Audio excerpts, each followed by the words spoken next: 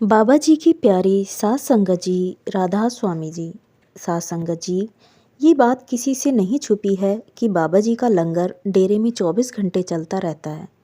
संगत जब चाहे लंगर घर जाकर लंगर चख सकती है। डेरे में लंगर शुरू से ही चलता आ रहा है, लेकिन ऐसा क्या हो गया जिस वजह से बाबा जी को लंगर पर बैन लगाना पड़ा? और ये बैन कौन से लोगों के लिए है? बाबा जी ने लगाया है और किस लिए लगाया था? पूरी जानकारी सुनने के लिए हम संगत से पहले विनती करते हैं कि हमारे चैनल को सब्सक्राइब ज़रूर करें और बेल के नोटिफिकेशन को ज़रूर दबाएं ताकि हमारी आने वाली वीडियो आप तक पहुंच सके। एक विनती और है सास संगत जी, श्रद्धा भाव से भरा एक प्यारा सा कमेंट में राधा स्वामी ज़रूर लिखिएगा।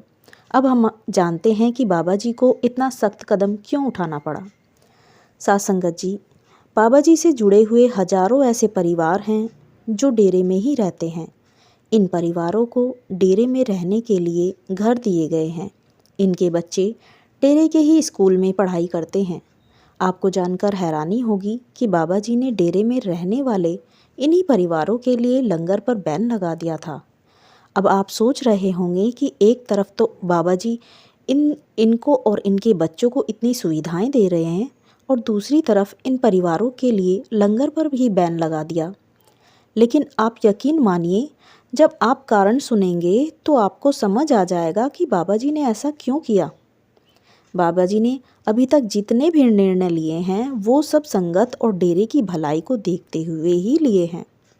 कभी कभी संगत को देर से समझ आता है कि बाबा जी के निर्णय बिल्कुल सही हैं। सास संगत जी, आइए अब हम अपनी बात पर आते हैं। डेरे में रहने वाले इन परिवारों की शुरू से ही एक आदत थी कि ये सब लोग तीनों टाइम का खाना अपने घर बनाने की बजाय लंगर में खा लिया करते थे। बहुत सारे परिवार तो ऐसे थे जिनके घर की रसोई में कई कई दिनों तक चूल्हा भी नहीं जलता था। और जब परिवार घर में खाना नहीं बनाएंगे तो उस परिवार की लड़कियों को खाना बनाने कैसे आएगा? डेरे के परिवार की लड़कियों की जब शादी करके उन्हें ससुराल भेजा जाता था तो कुछ ही महीनों में लड़की वापस लौट आती थी। कोई खुद ससुराल छोड़कर आ जाती थी तो किसी को ससुराल वाले निकाल देते थे।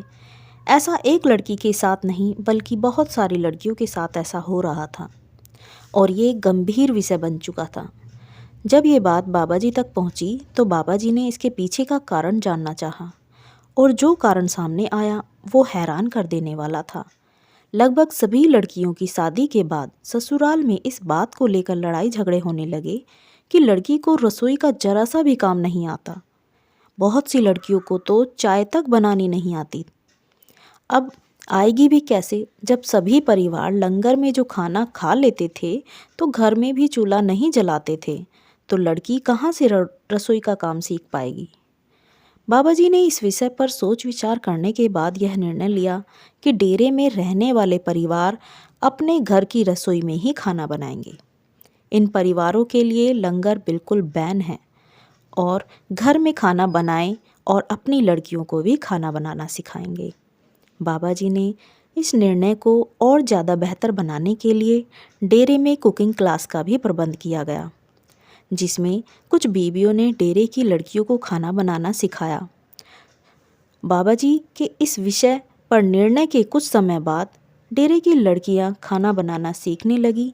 अब जब भी किसी लड़की की शादी होती है तो वो अपने ससुराल में बहुत खुश रहती है, क्योंकि सास संगत जी, जिस लड़की को रसोई का जरा सा भी काम नहीं आएगा, शादी के बाद उसे मुश्किलों का सामना तो करना ही पड़ेगा, क्योंकि ससुराल वाले हमेशा यही चाहते हैं कि उनकी बहू को अच्छा खाना बनाना आए।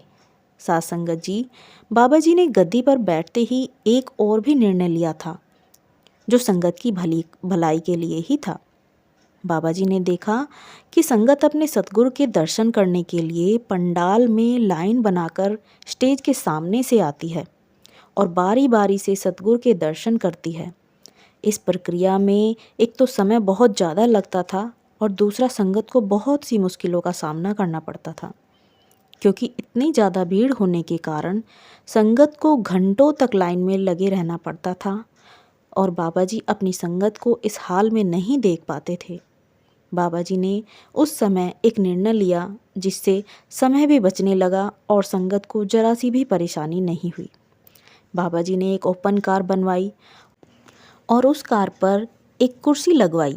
संगत को पंडाल में इस तरीके से बिठाया कि उस ओपन कार को संगत के बीच से निकाला जा सके। शुरुआत में इस काम का ट्रायल किया गया और जब ट्रायल कामयाब हो गया तब पहली बार जब बाबा जी ने संगत को ओपन कार से दर्शन दिए, उस समय संगत रो पड़ी थी। संगत ने अपने सतगुरु के ऐसे दर्शन पाकर उनकी आंखों से आंसू बह गए। सब कह रहे थे कि अपनी संगत के बारे में बाबा जी कितना सोचते हैं। हमारी सुविधा के लिए बाबा जी ने कमाल ही कर दिया। साथ संगत जी पहले दर्शनों में कई घंटे लग जाया करते थे और संगत को बहुत परेशानी होती थी, लेकिन आज हम सब देख ही चुके हैं कि संगत को अपनी जगह से उठने की भी ज़रूरत नहीं पड़ती और 15 से 20 मिनट में लाखों की संख्या में बैठी संगत को दर्शन मिल जाते हैं। संगत जी बाबा जी के एक और सबसे बड़े निर्णय के बारे में, हुजूर महाराज जी के समय में जब नामदान दिया जाता था तो उस समय इंटरव्यू के समय खुद हुजूर जी बैठा करते थे और सेवादार वहाँ बैठकर संगत का इंटरव्यू लेते थे, उनसे सवाल करते थे। हुजूर जी ने जिसको नामदान नहीं देना होता तो उसे इशारे से सेवादार को समझा देते थे और सेवादार उस इंसान को कमरे के बाहर भेज देते थे। जब किसी को बाहर निकाल दिया जाता तो वह बहुत रोने लगता था। जब शुरुआत के दिनों में बाबा जी ने देखा कि संगत को बाहर निकाल दो तो संगत रोने लगती है, बाबा जी ने कहा मुझसे संगत का रोना देखा नहीं जाता। इसलिए उसी समय बाबा जी ने पर्ची देने का अधिकार सेवादारों को दे दिया। बाबा जी सिर्फ नामदान ही देते हैं, बाकी का सारा काम बाबा जी ने सेवादारों के कंधों पर डाल दिया। जब किसी ने बाबा जी से ऐसा करने का कारण पूछा तो बाबा जी कहने लगे कि जब संगत रोती है तो मैं देख नहीं पाता हूँ, इसलिए इंटरव्यू लेने का अधिकार मैंने अपने सेवादारों को ही दिया। वो जिसको पर्ची दे देते हैं मैं उन्हें नामदान दे देता हूँ। साथ संगत जी अब आप ही बताओ, क्या ऐसे सतगुरु हमें मिल पाएंगे? शायद कहीं पर भी नहीं। आज हम भाग्यशाली हैं जो बाबा जी ने हमें अपनी शरण दी है। हमें इस मौके का फ़ायदा उठाना चाहिए, क्योंकि ऐसा मौका फिर आगे किसी जन्म में जाकर मिलेगा या नहीं ये तो हम कह नहीं सकते। 84 लाख जूनियाँ इंसान की जूनी बहुत ही भाग्यशाली लोगों को मिलती है। जाने कितने लाख साल के बाद इंसानी जूनी मिलेगी, तब पता नहीं सतगुरु की शरण मिल पाएगी या नहीं। इसलिए जो करना है वो अभी इसी जन्म में कर लें। बाबा जी के कहे अनुसार भजन सिमरन करते रहें और अपने इस जन्म को सफल बना लें। बाबा जी हमारी हर तरह की परेशानी में कितना साथ देते हैं ये तो आप सभी जानते हैं। वो अपनी संगत का ख्याल इतना रखते हैं कि किसी भी संगत को जरा सी भी परेशानी नहीं होती।